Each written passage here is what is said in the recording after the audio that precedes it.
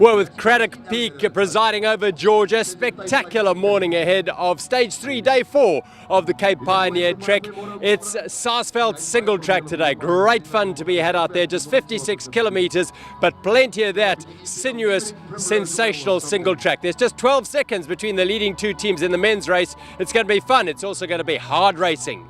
The school and work run took some locals a little longer on Day 4 as the riders wound their way through the streets of a city whose roots date back to 1776.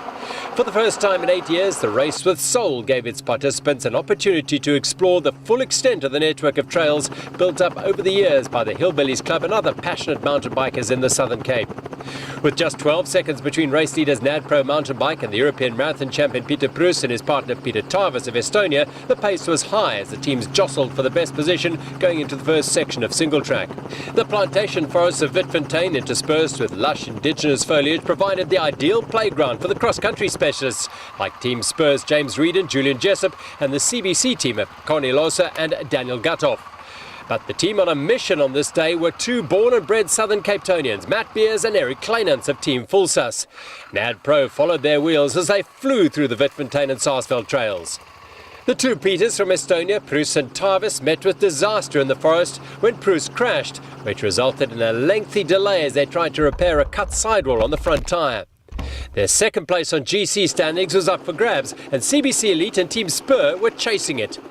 Having lost close to half an hour on the first two stages, Kleinans and Beers had nothing to lose and opened the throttle as they charged for home. The yellow jerseys of Bell and Combrink in tow. And at Van Kervel School in George, the Fulsas team took their first stage win, just ahead of Nad Pro. The third spot on the podium went to the Spur pair of 19-year-old Julian Jessup and South African champion James Reed.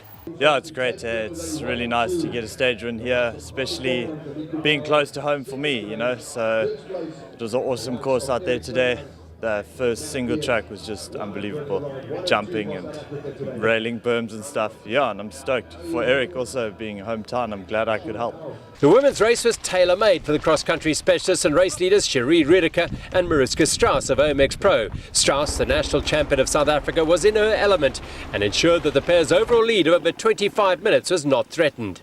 The stage saw the demise of the second-place Team Garmin combination when Aurelie Holbachs was forced to withdraw due to illness, leaving Yolandi de Toy to ride on alone. It also saw the resurgence of the Klein Kruger ladies pair of Liana de Jager and Catherine Williamson, who recovered from a tough Stage 3 to move into second place ahead of the tenacious CWC breakaway pair of Hanla Steyn and Kasia Steenkamp. The legs just didn't seem to switch on today, so she was very patient and waited for me, and we kept the pace consistent. But the single track was great and really enjoyed that part of it, so that kept the motivation high. We've still got 2 big days, so yeah, just learning to pace it and enjoy riding my bike. Despite their stage win, Team Fulsas still outside the top 3 teams. Bell and Combrink have a solid cushion of over 12.5 minutes over CBC, with Groen and Boelen just 2 minutes and 12 seconds behind them. OMX Pro dominating the women's race, but behind them seconds separate Klein Kruger ladies and Steyn and Steenkamp.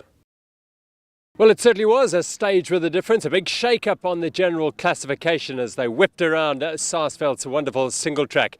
This race continues with Stage 4 from George to Oudtshoorn, and the big challenge there is the ascent up Montague Pass. It's called Montague Metal.